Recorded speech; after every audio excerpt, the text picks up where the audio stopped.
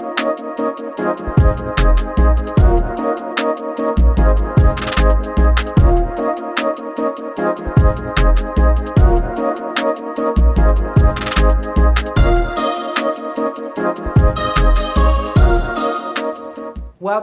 to For the Common Good with Juanita, a show where we inform, inspire, and empower our viewers, our communities, people just like you.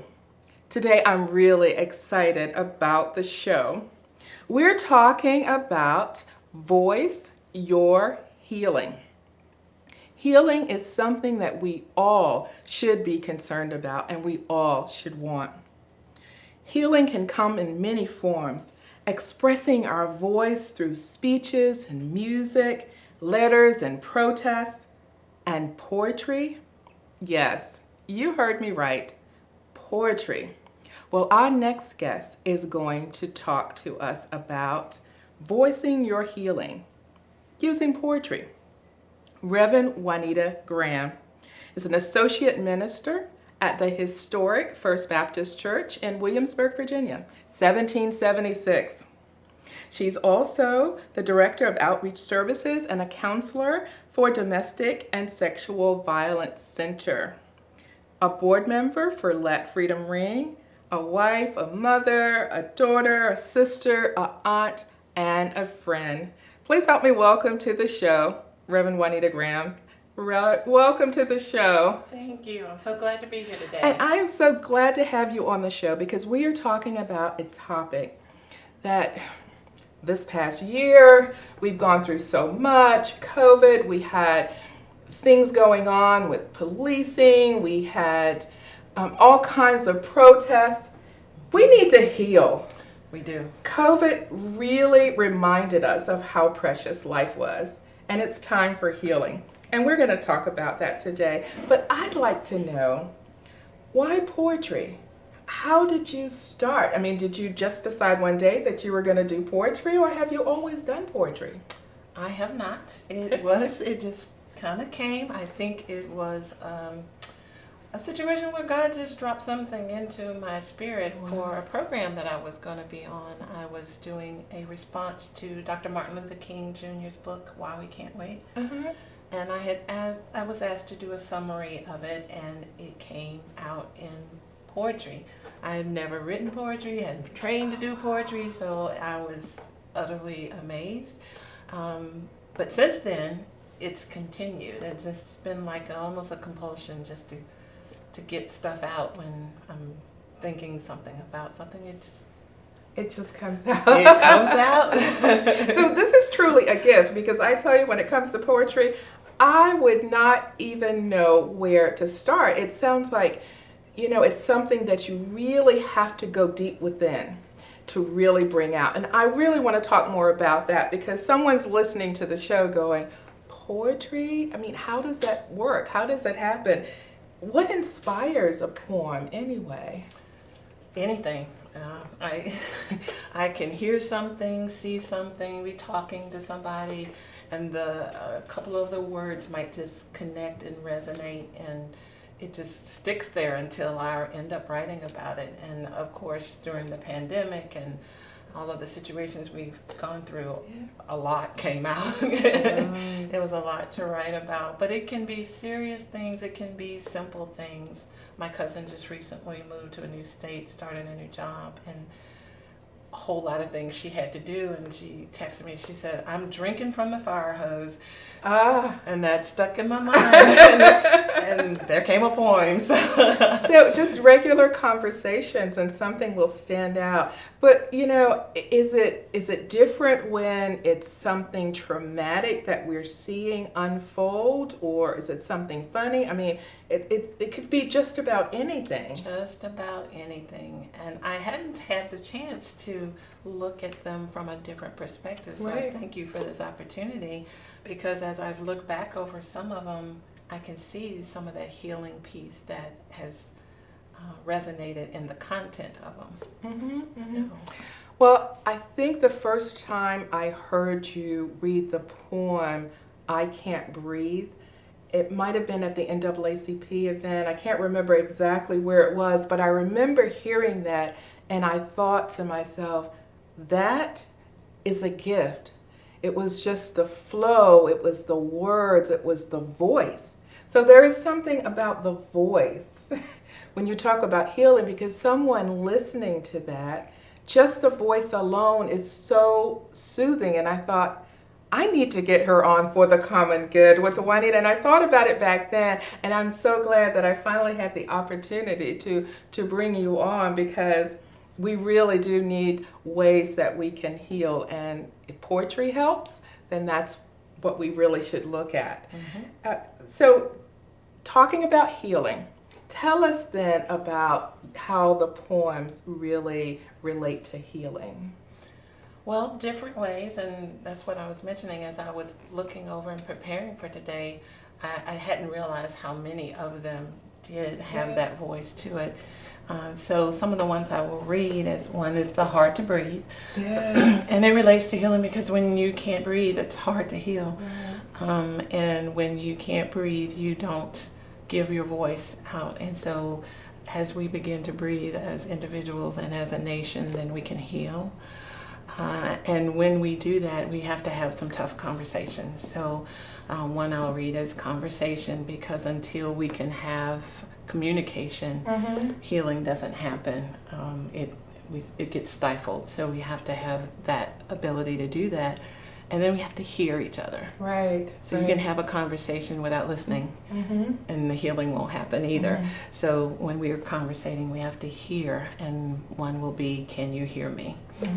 Well, you're a counselor, so obviously as a counselor, you know about conversations. Yes. and needing to be heard.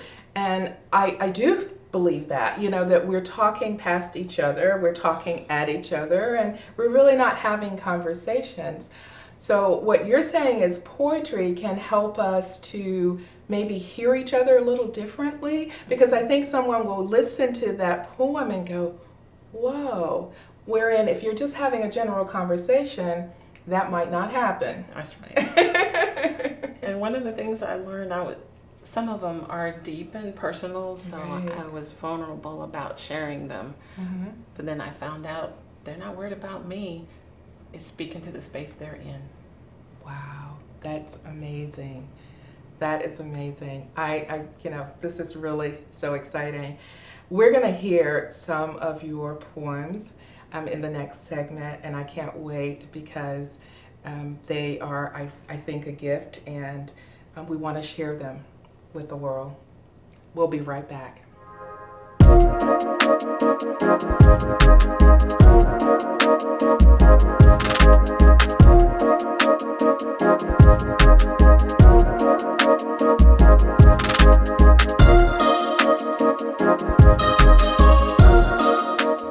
Welcome back to For the Common Good with Juanita.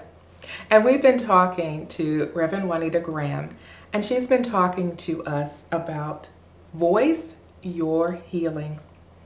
And she has a poem that she's written and that she'd like to share with us. Juanita, can you share that with us? Sure, thank you. Hard to breathe.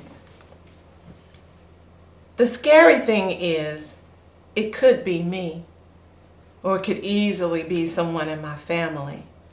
Face down on the ground, finding it hard to breathe. Anxiety-induced loss of breath, because we've seen encounters that end in death. Heart pounding, warning bells sounding, finding it hard to breathe. Hands up or hands down, sometimes hands even bound, in the street with a knee to your face, for that matter, minding your own business in your own place, finding it hard to breathe. Or maybe the judge and jury have a finding that is lethally binding, way before the case is even heard, for since our race may not be preferred, we may find we are no longer breathing. Fear emerges, anger surges, mistrust grows, patience slows, because we find it hard to breathe. Don't dare tell me not to make it a big deal. Don't you dare not validate how I feel until you walk around in a body that's brown and have to assess whether racism is behind a frown that may make you find it hard to breathe. No, it's not all, but it is definitely systemic. No, it's not a biological virus, but it is an epidemic of presumptions made based on color of skin, of ignorance solidified deep within, resulting in us finding it hard to breathe. What will it take for the mistreatment to break, for the sun to rise with no more cries, and no one finding it hard to breathe? Wow, I had chills listening to you read that. Now, I know this was written after the death of George Floyd. Mm-hmm. And what were you feeling at the time? I know half of America was feeling probably the same way that inspired you to write that. Fear, anger, just thinking about how many of my family members that could potentially be, and all because of something so simple as sometimes just being Black and breathing. And it's sometimes so hard to deal with and makes it hard to breathe. Wow, and I'm still emotional after that. So just take a moment and breathe. Wow. So you have another poem for us. I do. Okay. I mentioned the poem Conversation. Yeah. Conversation. How are we supposed to have a conversation to heal this soul-sick, divided nation? If anything I say offends you so much that you can't speak so I can know about what your experience is like for you, the struggles and the trials that you go through. If we shut down the talk before it can start, we will continually stay miles apart. I'm not saying anything should go in the conversation, but how do you learn if you gotta speak like you already know? Sometimes we have to qualify everything that we speak, making our language so terribly weak.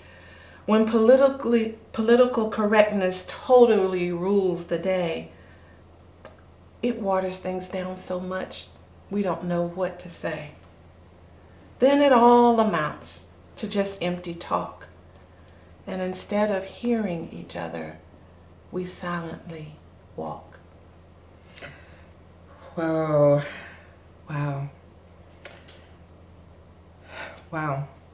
Conversations. We gotta have them. Tough ones, easy ones, all of them. We need to have the conversations to help heal. You know, I was thinking about yesterday, I interviewed on a radio show, and we were talking about, talking, to each other. And I said, well, we will not always agree on everything. And we're going to be talking to people who believe totally different than what we believe. Our philosophies may be different. But I believe that we can connect at some level. Okay. Because there's something that you have in common. And truthfully, you have more in common than you realize sometimes. We have more in common than we have differences many times. But we don't really stop long enough to think, how can I connect? How can I make that connection? Well, your poem really, it gives us a way, the poetry gives us a way to make that connection sometimes. Just thinking about your words and thinking about what you're saying, think, maybe I can try. Maybe I can do this. Maybe I can do something different. Maybe I can get to know someone that I don't know, who is totally different. I mean, you have to consciously try. On purpose, yes. Yes, you have to do it on purpose. And it really is, and that's the reason for the show, For the Common Good. It really is about the common good. What's best for, our country, because we have to coexist. We do. In the same country. And so if we're going to do that, we've got to find a way to meet each other halfway. And it starts now with a conversation. Absolutely.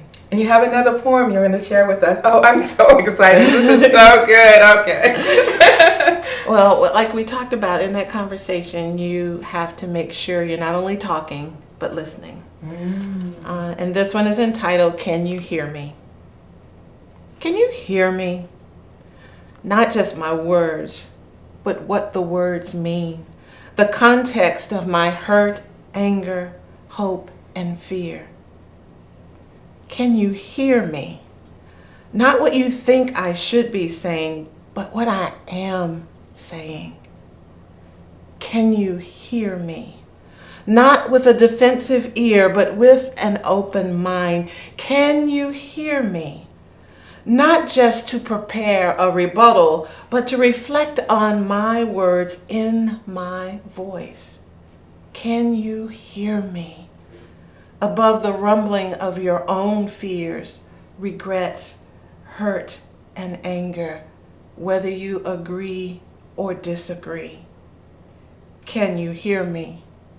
Not just with your ears, but with actions that let me know you are listening. Can you hear?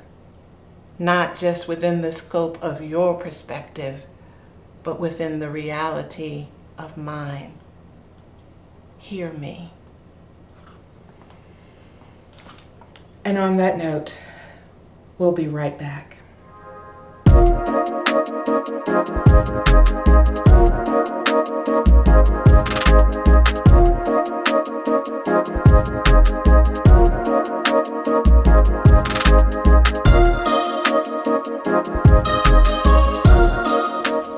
Welcome back to For the Common Good with Juanita. And we've been talking to Reverend Juanita Graham, and she's been talking to us through poetry. Voice your healing is what we're talking about today, and using poetry to heal. But you say, Reverend Juanita, there are other things that we can do to heal. Let's talk about that, because we need all we can get to try to heal. So what are some other things that we can do for healing? Absolutely. Well, as a counselor, voicing is important, but we also have to recognize what it is that we're dealing with. We can't fix what we won't face. So we have to acknowledge that there is something there to heal from. So understanding that we have some grief to heal from, not just in the loss of death, but we've had a lot of loss in all kinds of ways this year. And like Naomi Osaka, it was wonderful that she gave voice and talked about her mental health that she's dealing with. You have to recognize before you can begin to heal from it. You got to know what it is you're dealing with. And then once you've recognized it, there's some examining that you have to do. You have to look within. One poem is This Me. Sometimes it's that introspection that has to happen to see what's at the core of it. We have to realize that there's something underneath. Right. And then we have to break free from some things. I've written one called Break the Cycle of Pain, because sometimes hurting people hurt people, and it perpetuates the cycle of pain, and it ripples out to people. So we have to break free from some things. And one lighthearted one I wrote recently is called Guilty Pleasures. So sometimes we have to break away from some of those things too. And then once we've broken away, we've got to maintain. So we've got to practice. Right. You've got to practice what you've done that creates that healing for you, because we can't just do it once. It's a maintenance thing. You have to keep doing it in order to keep your healing, keep eating well, keep walking, keep voicing, keep doing what it is that started something in your healing process, so that it continues. Wow, that's amazing. As a counselor, you probably see people who have been broken from childhood maybe, and there's something that they've been carrying, the weight that they've been carrying, the pain that they've been carrying for so many years. Absolutely. And this cycle that you see. And so it starts with what? Because someone watching the show is thinking, that's me. That's me. What's the first thing, if they're watching this show, what's the first thing that they should do? If they're in a situation that... If they're in pain and trauma, feeling that pain within, what should they do first? It's always important to try to find a support system, because it is hard to do the healing work alone. Right. So finding someone who can walk in That's a that good journey idea. with you, and make sure it's a trusted person, because you want to make sure that person is going to be for your good. So find that person, and that can help you start that journey, because it's a difficult one to do alone. So we don't have to do this alone. Absolutely. There are people out there, friends, family members, just ask. Yes. Ask. And I think people are afraid to admit that they have a problem. But you'd be surprised, you know, we talk to people every day maybe who have problems and who have issues, and you know, and it's been locked inside of them. So we need to start speaking out and speaking, because everybody can benefit. When one person speaks out and acknowledges their pain and like you said, you know, mental illness or any kind of disorder, it really helps others to realize, oh, you know, I'm not by myself. Absolutely. Oh, that's so amazing. You have another poem for us, and we want to hear this poem. Absolutely. It's entitled When I Look Up. It's a healthy, feel-good poem. When I look up. When I look up, great things happen. Can I take a moment to tell you a few? To start, I see the expanse of the sky and all of its shades of blue. And if it's early morning or just about turning to evening, I see vibrant oranges, purples, yellows, and reds all interweaving. Quite like a quintessential quilt of colors with an unknown quantity of hues, which makes me quietly question how some quash the thought of God. Don't they see the clues? When I look up at night and see the stars, I wonder how could it be that even with millions of miles between us, they can be seen so definitively. When I look up, I see nature's covering over those I love and those who love me.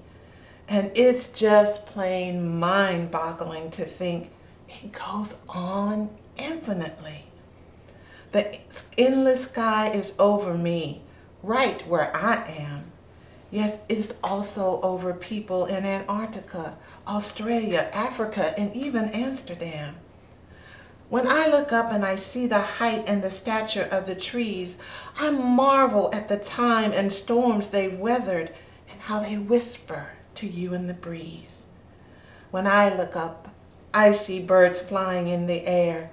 They always astound me how they glide around without a single care. When I look up, it helps me stop seeing things with such a narrow point of view. It opens my mind to consider letting a wider perspective come through. When I look up, my mood shifts, for it's hard to stay completely down. When you look at the majesty of the sky with its beauty all around. Most importantly, when I look up, I think of my Almighty God and all His amazing handiwork that stretches far abroad. When I look up, great things happen. That was just a few. And if you haven't done it lately, I suggest that you do. Thank you. Oh, thank you so much. Reverend Juanita, it has been a pleasure having you on the show. Thank you so much for joining us today. And wow, voice your healing. I pray that at this time, that you found some healing in your life, whatever you're going through. And we thank Reverend Juanita for sharing her poetry with us and for your gift that God has given you. Thank you Thank for you. this opportunity. Thank you so much. And stay tuned next time for The Common Good with Juanita. See you again.